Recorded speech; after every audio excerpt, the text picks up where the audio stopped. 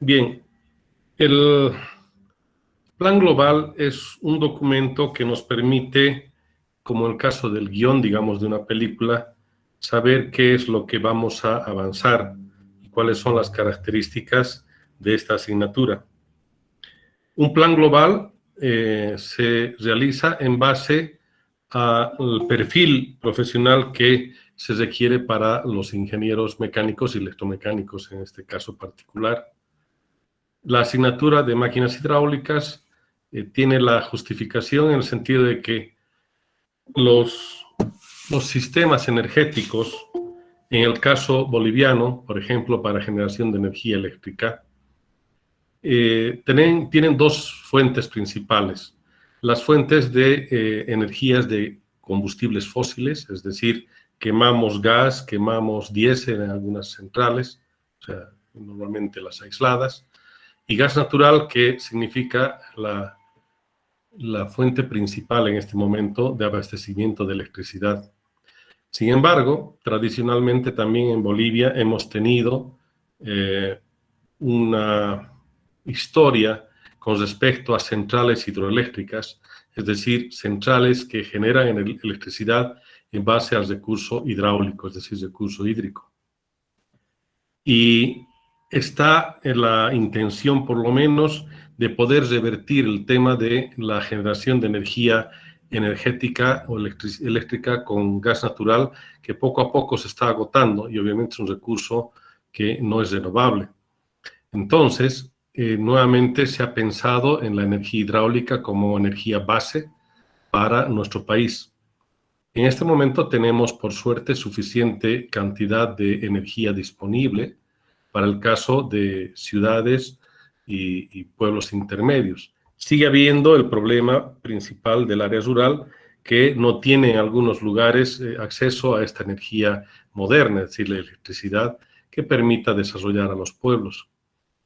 La parte entonces de máquinas hidráulicas relacionadas con centrales hidroeléctricas, en lo que corresponde a la parte de máquina como tal, es la que nosotros estudiamos. Es decir, lo que es generación de energía eléctrica con recursos hidráulicos, se utiliza o es necesario utilizar máquinas que hacen esa transformación hidráulica en mecánica y después en eléctrica. Esas son las turbinas hidráulicas. Entonces, un gran campo que es un desafío para los de nuestra profesión es la generación de energía eléctrica con máquinas hidráulicas en este caso. Y por supuesto que nosotros somos los llamados a trabajar en esto porque nadie más que los mecánicos y electromecánicos tienen relación directa o tienen que trabajar con las turbinas. Las turbinas en este caso son responsabilidad íntegra de ingenieros mecánicos y electromecánicos. Indudablemente se trabaja en equipo, haciendo que las obras civiles sean competencia de los profesionales de esas áreas, la parte eléctrica, la parte ambiental, la parte social, etc. ¿Y por qué en el mundo la energía hidráulica sigue siendo importante? Es porque resulta un recurso que no se agota. Es decir, el recurso hidráulico es renovable y por tanto empieza el ciclo nuevamente a producirse una evaporación, hay las nubes, hay precipitación y obviamente se aprovechan los desniveles para poder generar energía eléctrica. Y en el caso en general de transformación de energía, resulta que las máquinas hidráulicas son altamente eficientes a comparación de las máquinas térmicas. Nosotros tenemos, por ejemplo, de alguna manera un conocimiento básico, posiblemente, o algunos con un nivel más profundo, de los motores de combustión interna, de motocicletas, de automóviles, etc. Esos motores tienen una eficiencia del orden del 30-40%, digamos. Las turbinas de avión, las turbinas de generación de energía eléctrica también. O sea, el nivel de eficiencia de estas máquinas es bajo. Ahora, el caso de las turbinas hidráulicas, la más ineficiente tiene una eficiencia, un rendimiento del 70-75%. y las más eficientes están al orden del 90-95%. Bueno, ¿y eso por qué? Porque las máquinas hidráulicas trabajan con fluido frío, es decir, agua. En el caso de las máquinas térmicas, sea con gas natural, con gasolina, con diésel, con jet fuel, etcétera, están trabajando con fluidos calientes, es decir, hay una transferencia de calor de un fluido caliente hacia un fluido frío, y en ese proceso hay una pérdida enorme de energía. En cambio, las máquinas hidráulicas ya trabajan directamente con fluidos fríos y por tanto no tienen ese inconveniente y son eficientes. Entonces, la justificación en el caso de las máquinas hidráulicas tipo turbinas es de que el país necesita el perfil profesional de ustedes, por ejemplo, mecánicos, electromecánicos, para hacerse cargo de las centrales hidroeléctricas, tanto en el diseño, montaje, operación y mantenimiento. Y hay grandes proyectos en el país para generar energía eléctrica en base a centrales hidroeléctricas y que obviamente se están llevando a cabo en función de los presupuestos también. En nuestro caso, en Bolivia, el potencial mayor que tenemos hidráulicamente está en la zona de la cuenca del Amazonas, es decir, toda la parte desde el Chapare, que digamos está cerca a nosotros, Santa Cruz, Beni, Pando, parte de La Paz, que son parte de esa cuenca, tienen un potencial enorme de generación de energía eléctrica con recursos hidráulicos. Y en este caso, tenemos que pensar en proyectos que indudablemente se hagan a futuro. Las centrales hidroeléctricas no son sistemas que se puedan construir de la noche a la mañana. Necesitan una planificación bastante larga, se hacen mediciones, se hacen diseños, construcciones, etc. Bien, en el caso de las turbinas hidráulicas, nosotros tenemos ya varios sistemas en funcionamiento. Sin ir muy lejos, el caso de las centrales que tenemos al ir hacia el Chapare, hay la central de Corani, central de Santa Isabel y la de San José, que ahora ya está en operación. Esas centrales hidroeléctricas producen energía desde los años 60, fines de los años 60. Antes de eso también habían otras centrales, por ejemplo, en La Angostura, ese lugar que ahora es turístico, que es el lago de La Angostura yendo hacia el Valle Alto. Ahí había una central hidroeléctrica que se llamaba Central de Ushpa Ushpa. O sea, el agua se sacaba de esa laguna y se llevaba por la ladera del frente, es decir, la parte oeste, en este caso, la ladera oeste, y con un canal se llegaba hasta el kilómetro 9 más o menos, subiendo una pequeña colina. Ahí al frente se tiene una central hidroeléctrica que era de 6.000 kilowatts, o sea, 6 megawatts. Esa central de Ushpa Ushpa dejó de funcionar porque el agua ya empezó a escasear en el lago de La Angostura, y la última vez que yo he pasado por ahí se notaba de que realmente ya no había agua, y normalmente se está utilizando para riego. Y también hay algunos otros lugares donde se tienen centrales antiguas, como por ejemplo Pairumani, es un lugar bastante bonito, el lugar donde hay una turbina, o una casa de máquinas con unas 3 turbinas, que fueron montadas en los años 30, 1932 o 38, por Simón Patiño. Ahí tenían una central hidroeléctrica que daba energía eléctrica a todo eso su predio. Y ahí todavía se mantienen algunas máquinas como reliquias, digamos, ¿no?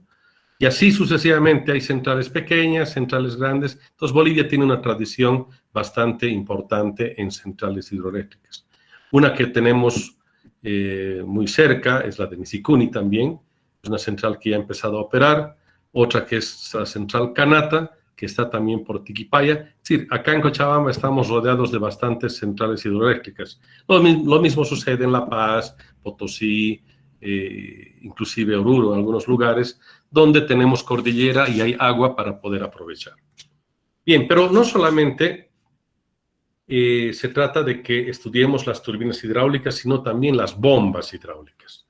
Las bombas hidráulicas, indudablemente, están presentes en muchos sistemas, en muchísimos sistemas.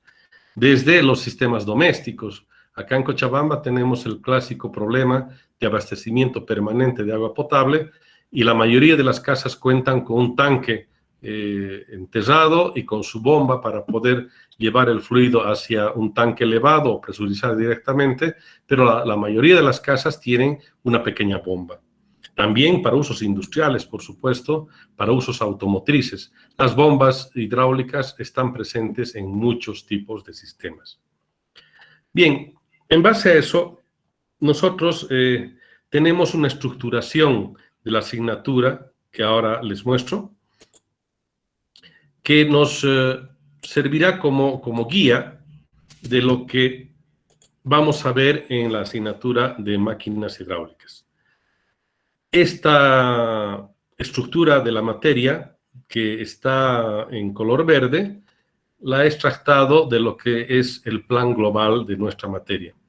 Toda esa información del plan global, más la bibliografía y todo lo que sea necesario, ustedes van a tener a través del Classroom. Yo voy a poner como información para que ustedes puedan descargar y esa va a ser la manera en la que van a poder acceder a la información que voy a compartirles.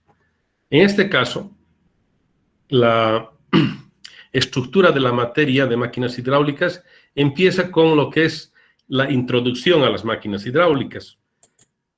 Y esta introducción de las máquinas hidráulicas está dada por los siguientes temas. La clasificación general de las máquinas por el tipo de flujo, es lo que vamos a ver en las siguientes clases, toda esa parte introductoria. En el caso de turbinas y bombas, vamos a ver cuáles son sus clasificaciones y por el tipo de flujo. Y para empezar un poco ya a trabajar sobre la primera parte del semestre, que sería la cuestión de las turbinas hidráulicas, normalmente tenemos que analizar las demandas energéticas para utilizar las turbomáquinas. Es decir, siempre partimos de una demanda de energía para poder satisfacer esa demanda y nosotros también haremos una cuantificación o aprenderemos ese método para cuantificar demandas energéticas que después nos permitan hacer una planificación correcta del tipo de central hidroeléctrica a determinar y el tipo de máquina en particular. Para eso, normalmente estudiamos qué son las planillas y las curvas de carga, cómo se las elabora y para qué sirven. Y también vemos, ya desde el punto de vista de cuantificación de recursos hidroenergéticos, qué es el caudal, la altura, la potencia, cómo calculamos, los rendimientos y todos esos elementos necesarios para poder saber cómo sería un sistema a futuro. Y en base a esos datos, ya tanto de la demanda como la posible oferta, vemos los tipos de centrales hidroenergéticas en función del flujo por donde está pasando, el tipo de máquinas que van a utilizarse, etc. Entonces, la parte introductoria está subdividida de esa manera. En la parte de teoría básica de las turbomáquinas, que sería el tema número 2, ese tema está subdividido en lo que es el número específico de las máquinas hidráulicas, que sería el criterio técnico para poder seleccionar máquinas, los triángulos de velocidades, la ecuación de Euler para las turbomáquinas y los tipos de turbinas por grados de acción. Todo esto está relacionado fundamentalmente con la ecuación de Euler, que nosotros la conocemos como la ecuación general de las turbomáquinas. Euler ha sido un físico, un matemático espectacular de la década, perdón, del siglo XVIII, estamos hablando de 1700 y tantos, y que los procedimientos matemáticos y físicos que estableció Euler siguen siendo vigentes en varias cosas, ¿no? Inclusive para el día domingo anterior yo estuve viendo una película muy interesante de cómo habían unas personas en Estados Unidos que ayudaban, unas personas de color, a ayudar a hacer los cálculos para hacer los lanzamientos de las naves espaciales. Y obviamente utilizan un procedimiento de la ecuación de Euler, bueno, creo que se lee como Euler, pero es Euler, digamos, que se escribe, y totalmente vigente, ¿no? Y en las máquinas hidráulicas, hasta ahora, por supuesto que sigue totalmente vigente el planteamiento hecho por Euler. Nosotros estudiaremos ese tipo de procedimientos matemáticos y físicos que son las bases para la teoría fundamental de las máquinas, tanto de turbinas como de bombas. Después veremos lo que son las máquinas de impulsión. Las máquinas de impulsión fundamentalmente centradas en las turbinas tipo Pelton. En algunos casos las turbinas Pelton, en Bolivia particularmente, se constituyen como un sinónimo, digamos, o como algo genérico de turbina. Mucha gente ve una turbina hidráulica y dice, ahí está una Pelton. En el área rural, cuando me ha tocado ver algunos lugares donde tenían centrales hidroeléctricas antiguas, la gente inclusive dice, allá está la Pelton, aunque se trate de otro tipo de turbina, o sea, una Francis podría ser, o una Turbo, una Mitchell-Banky. Para ellos turbina hidráulica es Pelton, ¿no? Como en algunos casos la hoja de afeitar dicen Gillette. Ya, digamos, la marca se convirtió en algo como genérico. Entonces, en el caso boliviano tenemos mucha experiencia en el tema de turbinas Pelton y también de las turbinas Mitchell-Banky, porque las centrales que tenemos ya bastante antiguas, digamos, y las que siguen siendo, que son en cordillera, han utilizado y utilizan turbinas Pelton y turbinas Mitchell-Banky. Por ejemplo, Misicuni utiliza turbinas Pelton. Eso es por la altura que tenemos, caídas bastante grandes, y necesitan menos caudal para una buena potencia. Entonces, si tenemos grandes caídas, normalmente utilizamos este tipo de máquinas. Por tanto, ahí veremos las características de estas máquinas. Bien, el tema número 4 es un tema sumamente importante que a veces nos complica la vida un poco a los que trabajamos en estas áreas si es que nosotros no hacemos cálculos precisos y no tomamos en cuenta este elemento. Podrían darse fenómenos de cavitación, tanto en las turbinas como en las bombas. Y para evitar eso hacemos obviamente procedimientos de cálculo que eviten que hayan inconvenientes posteriores en las máquinas. En este caso, la cavitación estudiaremos no solamente por las razones que se producen, sino cómo evitar la cavitación en las máquinas hidráulicas. Bien, otro tema, el tema 5, que serían máquinas de flujo radial y mixto, está relacionado con las turbinas tipo Francis, que son también turbinas que se han utilizado y se utilizan en algunas centrales bolivianas, pero en menor grado, porque estas ya necesitan más caudal y menos altura, entran a competir también con algunas turbinas tipo Pelton, pero en ciertos aprovechamientos.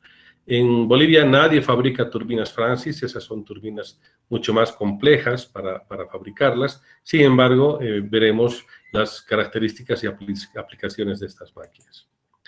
Bien, por otro lado, tendríamos las turbinas de flujo axial. Las turbinas de flujo axial seguramente van a empezar a entrar muy fuertemente en el país, como les decía, en toda la parte de la cuenca del Amazonas, donde tenemos un potencial hidroenergético bastante grande. Este es el lugar adecuado para estas máquinas. Por tanto, las vamos a estudiar también a mayor detalle, porque seguramente algunos de ustedes tendrán que lidiar con este tipo de máquinas en esos proyectos hidroenergéticos. Y ahí estará toda la parte de fundamento teórico y los componentes de cada uno de estos tipos de turbinas. Luego, algo que es importante en las máquinas hidráulicas, en este caso las turbinas, es cómo se las tiene que regular, es decir, cómo se operan estas máquinas. Y para eso vemos el tema de regulación de las turbinas hidráulicas, que nos permiten tener una idea más o menos clara respecto a qué elementos hay que considerar para que las turbinas funcionen adecuadamente y no haya inconvenientes tanto en la tensión como en la frecuencia, es decir, el voltaje y la frecuencia eléctricas que tiene un sistema al que normalmente se alimenta con turbinas hidráulicas u otro tipo de máquinas generadoras de energía. Bien, la regulación entonces será un tema que nos llevará un tiempo. Luego vemos el tema del estudio de las bombas, y para las bombas vamos a ver los esquemas típicos de bombeo, cómo se pueden simplificar los sistemas complejos en esquemas más simples y que nos permitan entender cómo va a instalarse una bomba. Y obviamente las características de los tipos de las bombas, por ejemplo, si vamos a tener un sistema de bombeo, cuáles son esas características de ese sistema de bombeo, lo que le llamamos las curvas resistentes, y obviamente cómo seleccionamos una bomba que sea la más adecuada para este tipo de bombeo. Por tanto, vamos a ver lo que significa el cálculo de los sistemas o curvas características de las curvas existentes de los sistemas de bombeo y también las curvas características de las bombas, que obviamente son proporcionadas por los fabricantes, pero que nosotros tenemos que saber interpretarlas. Y en ese caso vemos también cómo acoplar bombas, es decir, bombas en serie, bombas en paralelo, de cómo se pueden lograr mayores presiones o mayores caudales utilizando más de una bomba y que en algunos casos es obligadamente necesario tener que hacer este tipo de acoplamientos. Después estudiaremos particularmente lo que son las bombas centrífugas. Las bombas centrífugas muy utilizadas para grandes caudales y menores alturas. Dentro de las curvas características tenemos la mayoría de las bombas centrífugas. En el caso de estas máquinas también las pequeñas bombitas que se llaman periféricas, muy parecidas a las centrífugas, que esas son las que nosotros utilizamos a nivel doméstico. También se utilizan centrífugas pequeñas, pero normalmente utilizamos bombas periféricas que son muy parecidas a estas bombas centrífugas. Y en ese caso veremos cómo son las condiciones de las limitaciones para evitar cavitación en el caso de las turbinas, las bombas centrífugas. También veremos lo que son las bombas de desplazamiento positivo, que son bombas que nos pueden permitir presiones elevadas, es decir, presurizar sistemas con presiones bastante elevadas. Y digo bastante elevadas, estamos hablando de presiones de 1000, 1500, 2500 bar de presión. O sea, presiones realmente muy elevadas. Por ejemplo, los sistemas de inyección de motores a diésel hoy en día tienen sistemas de bombas con presiones de esa magnitud, 2000 bar, 2500 bar de presión. Entonces, esas máquinas son obviamente las que tenemos que estudiar los de mecánica y electromecánica. Esas, nadie más que nuestro perfil es el adecuado para estudiar esas bombas de desplazamiento positivo, que son bombas, como les decía, de bastante presión y de menor caudal. Y en ese caso tenemos diferentes tipos de bombas de desplazamiento positivo, las de émbolo o reciprocantes, también llamadas de pistón. Tendríamos las bombas de tornillo, bombas de engranajes, etc. Bien, entonces todo eso también estudiaremos en el caso de las bombas. Y también algunos ya han estado utilizando Pipeflow. Es un software que se utiliza bastante en sistemas hidráulicos, en mecánica de fluidos creo que han utilizado, pero vamos a utilizar el Pipeflow Expert para, por ejemplo, la selección adecuada de bombas, ¿no? La versión 7.4 del Pipeflow tiene una librería bastante interesante, bastante completa, para poder seleccionar las bombas adecuadas en un sistema. Y también hay un software gratuito, que es el EPANET, es un software que se lo puede descargar y es gratuito. Sirve para sistemas, para hacer dimensionamiento de sistemas de abastecimiento de agua potable. Y esto ha sido patrocinado por, creo que Naciones Unidas, algo así, para que todos los profesionales que están ligados a hacer proyectos de abastecimiento de agua potable tengan una herramienta gratuita sin tener que pagar por las licencias y que funciona muy bien. Y el EPANET tiene también un módulo que se llama EPACAD, que los planos que uno puede generar en AutoCAD los puede interpretar y sirven de base para trabajar con este software que se llama EPANET, de uso totalmente gratuito, o sea, no necesita pagarse ninguna licencia y está en español, el EPANET. Ya después les voy a pasar los vínculos para que ustedes puedan tener el acceso a esta aplicación informática. Bien, en el caso del Pipeflow hay versiones para poder descargar. Yo tengo la versión del 7.4, pero que no tiene licencia, digamos. Es algo que he logrado conseguir, pero estoy tras la licencia de esta versión 7.4. La versión anterior, la 7.2 y 7.16, están disponibles normalmente.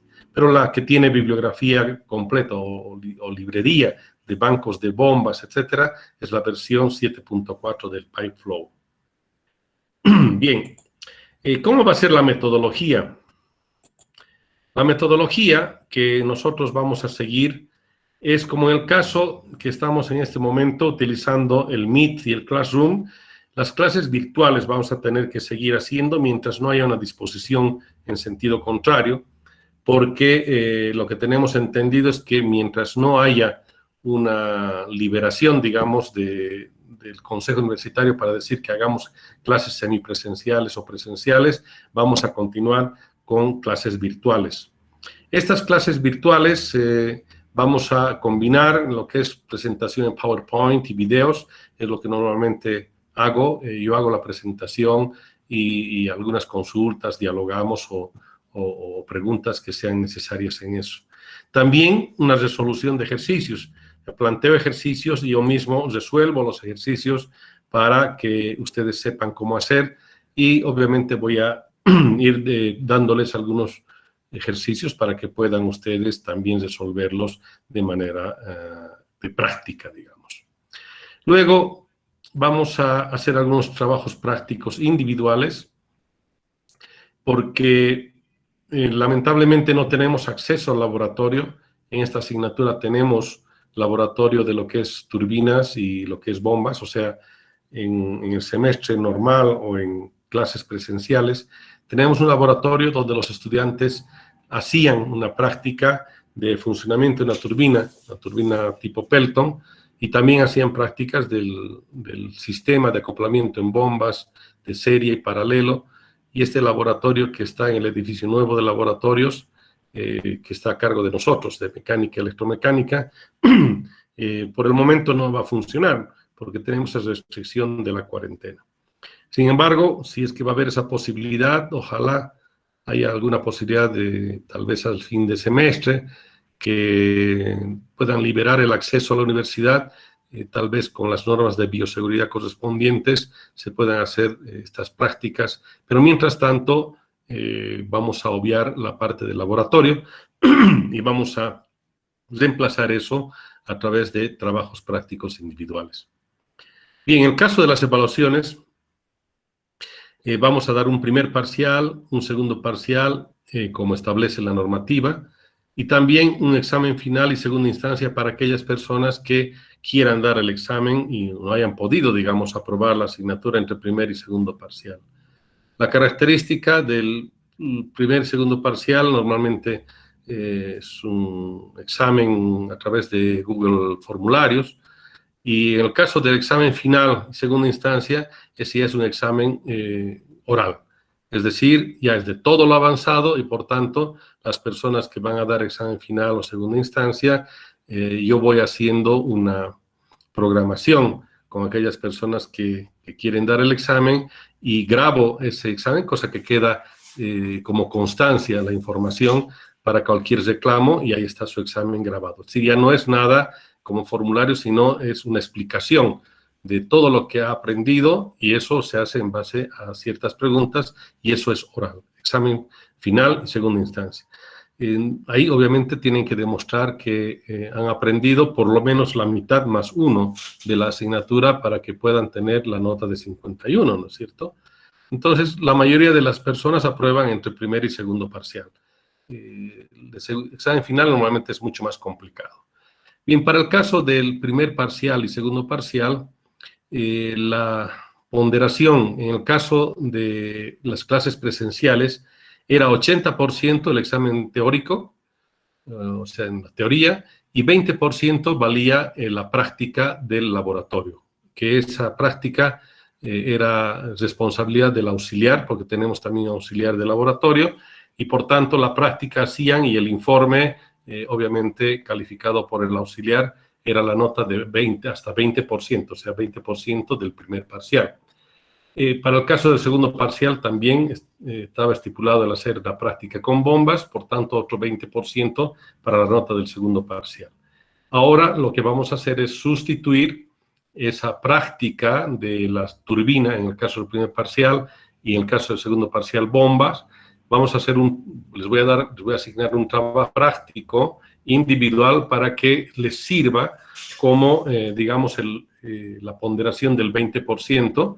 Entonces, eso ayuda bastante en el caso de la nota del primer parcial y segundo parcial, cosa que sobre 20 puntos yo les voy a dar algún trabajo concreto. Eso vamos a hacer de acá unas 2 semanas, cuando ya estemos con toda la cantidad de gente completa en la asignatura, porque obviamente va a haber apertura del sistema para que algunos más, los rezagados, se inscriban, y en base a la lista completa recién voy a asignarles algún trabajo, que va a valer 20 puntos para el caso del primer parcial, y otro trabajo después para el segundo parcial, que va a valer 20 puntos para la nota del segundo parcial.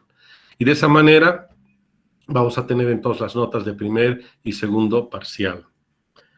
Bien, en el caso de la bibliografía,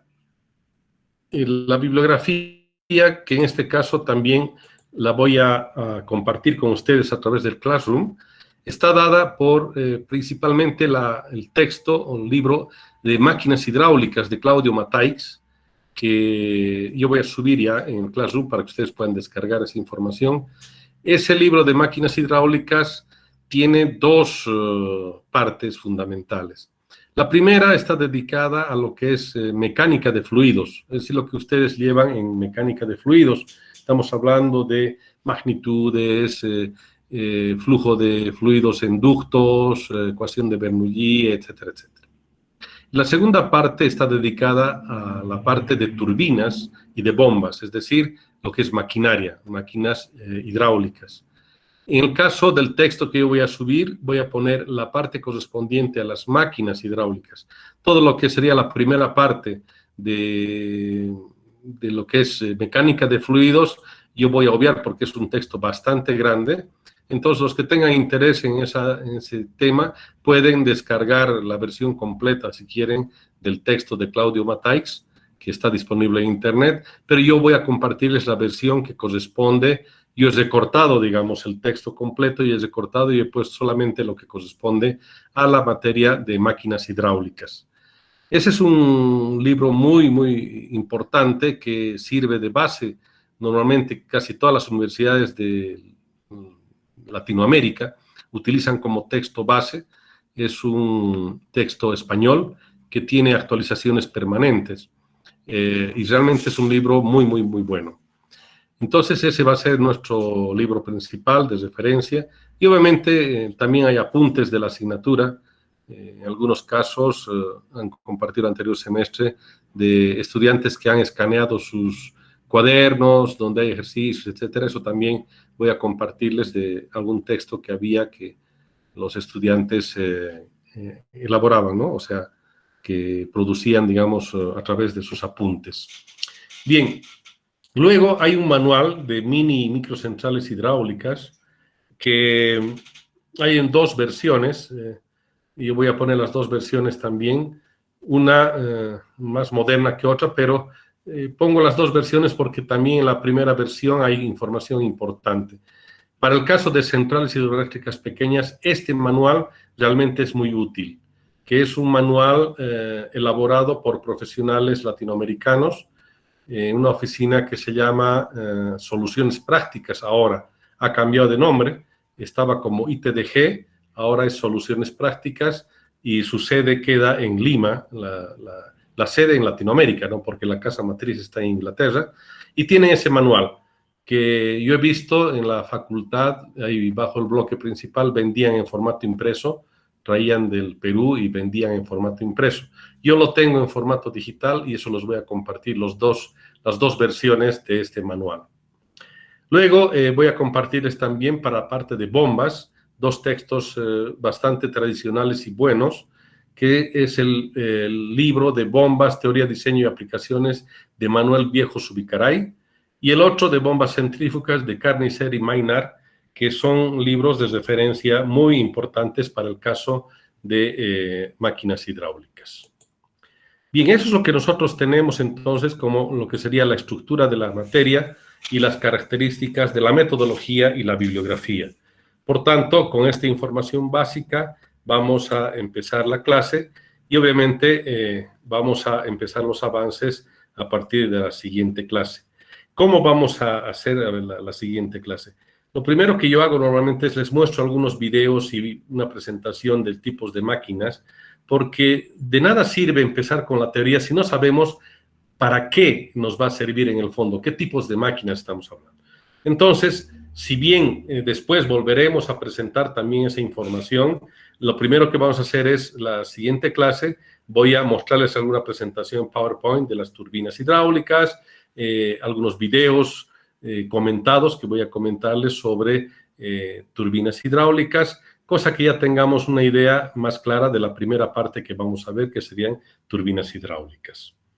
Bien, hasta el momento sería todo lo que tengo inicialmente para compartir y dejo ahora a ustedes la posibilidad de que hagan consultas, preguntas o quieran aclaración sobre el tema que les interese. Estoy a su disposición.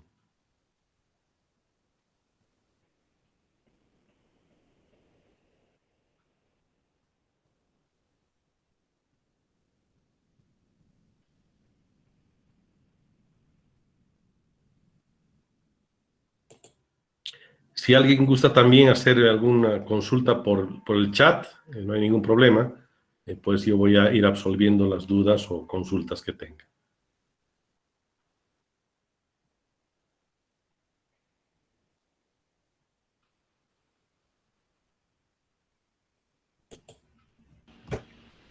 Buenas tardes, ingeniero. Una consulta sobre los videos grabados. ¿Dónde se lo va a subir? En el caso de los videos grabados, en el Classroom, es decir, normalmente tarda un cierto tiempo. Por ejemplo, si en este momento terminamos la clase, más o menos unos 10 o 15 minutos después, recién logra mandarme un mensaje el Google Suite para decir que está disponible. Y yo normalmente, unos 15 o 20 minutos termina la clase, inmediatamente pongo esa grabación en el Classroom, es decir, en la plataforma donde nosotros tenemos el acceso a la información, ¿no es cierto? Ustedes están inscritos a través del Classroom, bueno, primero el WebSys, pero el Classroom en la asignatura, y ahí todos los mensajes, prácticas, todo eso hacemos a través de esa plataforma, y por tanto yo pongo el enlace al video de la grabación para que ustedes lo puedan descargar o ver online, ¿no?